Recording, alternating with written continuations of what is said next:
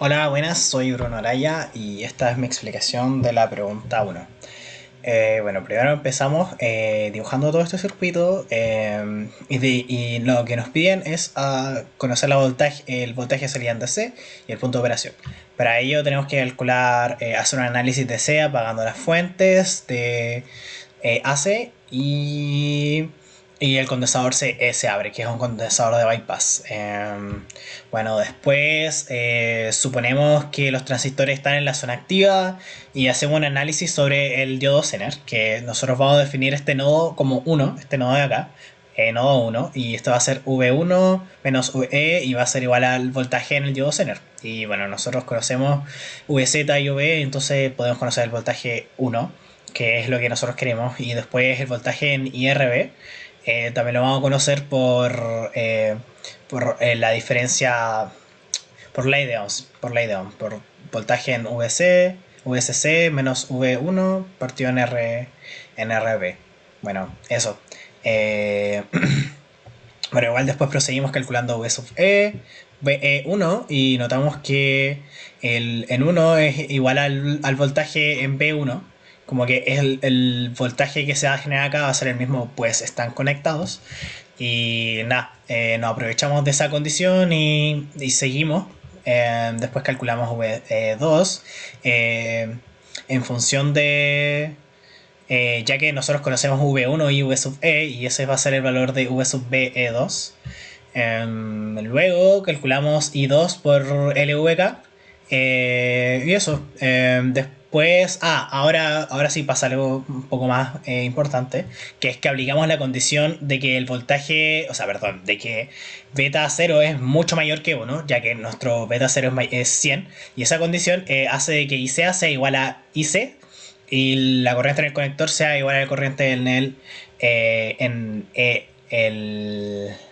conector y el bueno, N, perdón, se me olvidó el nombre en este momento.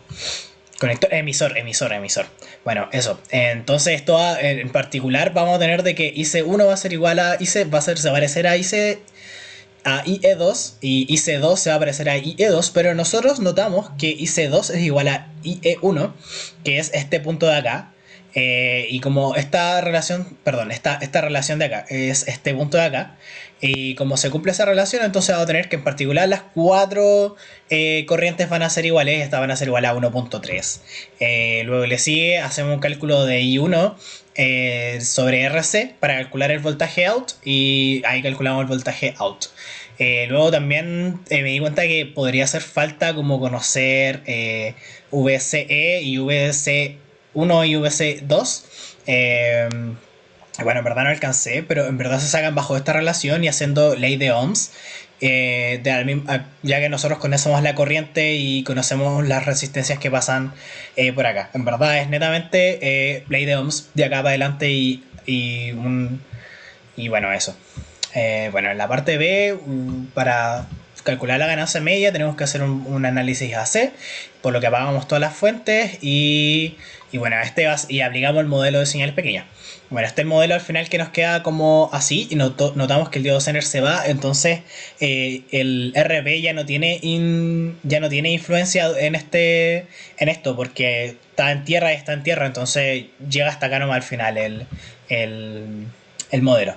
Bueno, nosotros notamos que el condensador C es un condensador de bypass, entonces al ser de bypass se hace cortocircuito pues es de baja frecuencia y todos los condensadores internos son de alta frecuencia, entonces se queda en el circuito abierto. Entonces al final nosotros podemos tener este dibujo al abrir todos los condensadores y poner el C como bypass.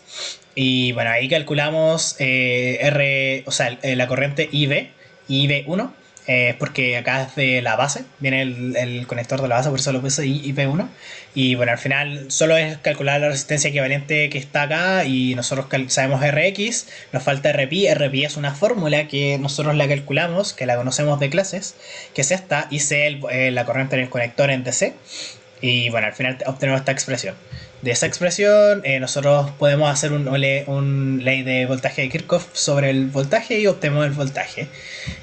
Luego los límites de la frecuencia del circuito. Ah, ok. Para calcular los límites nosotros tenemos que hacer...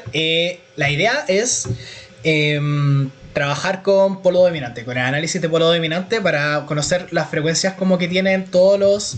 que tiene todo el circuito y analizar condensador por condensador, así tal cual, condensador por condensador. Y bueno, nosotros, bueno, yo primero traté de hacerlo con el CE, pero no me salió porque me confundí un poco.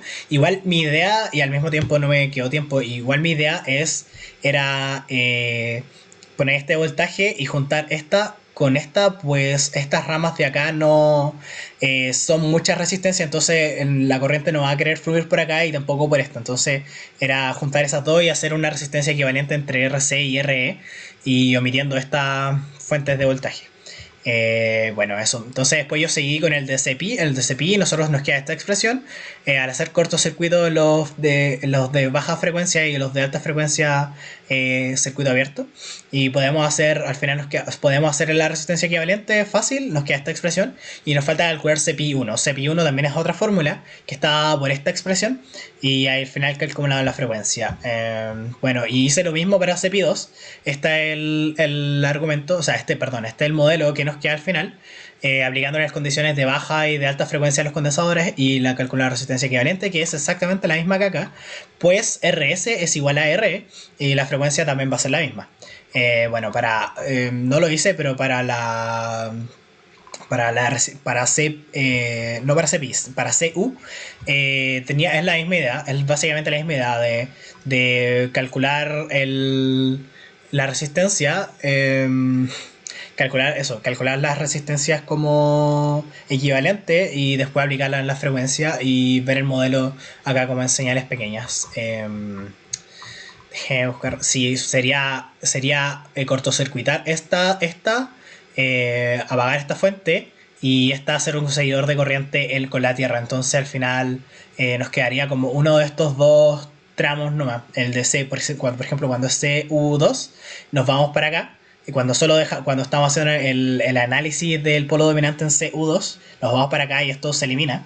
Y cuando nos vamos a CU1, nos vamos para acá y esto se elimina. Y bueno, ahí sacamos la resistencia equivalente que, como les dije, no me alcanzó el tiempo. Seguimos y la D, nos piden calcular la impedancia de entrada. Bueno, eso es fácil. Nosotros lo que tenemos que es cortocircuitar todas las capacitancias, quedándole esta expresión y aplicando un voltaje test acá por la izquierda. Este es RS, este es RX y este es RP. Y bueno, nosotros así al final calculamos la resistencia de la entrada, la impedancia de entrada, que al final son puras resistencias, y la de salida nos vamos a la parte donde era Vout y hacemos lo mismo. Notamos que la única resistencia de salida que nos afecta es RC y esa es 8,2 kΩ. Bueno, ahora la pregunta teórica nos dicen cuál es el rol del transistor Q1, Q2 y el diodo Zener. Bueno, el transistor Q1 le da estabilidad y genera una polarización inversa. ¿A qué me refiero con esto? Déjenme buscar la foto esta. Sí, bueno, este es Q1. El voltaje, este voltaje se le inyecta por acá, genera una inversión en la ganancia al final, como ya que estamos polarizando con una fuente y se está retroalimentando el circuito en Q2. Y esto también al mismo tiempo sirve para estabilizar, y lo mismo acá Q2 también sirve para estabilizar el circuito y eso, y para amplificar las frecuencias, ya que es un transistor. Perdón, amplificar no las frecuencias, sino la corriente, ya que es un transistor. Y bueno, y el diodo Zener, como Classic diodo Zener, sirve para limitar las frecuencias de corte por arriba y por abajo. Bueno, en verdad, creo que por arriba nomás, en verdad no estoy seguro de eso, pero limita una de las dos para que siempre se mantenga en constante este voltaje de 2 voltios que le entra por acá. Y eso. La pregunta F nos dicen el rango de frecuencias, de cómo lo podemos extender. Bueno, en verdad el problema que tenemos como para extender el rango de frecuencias son las capacitancias internas que tienen, que son muy altas y que cortan las altas frecuencias. Entonces, Lo que nosotros sí necesitamos para extenderlas para arriba sería como cambiar estas capacitancias a unas que me permitan más frecuencias más hacia arriba.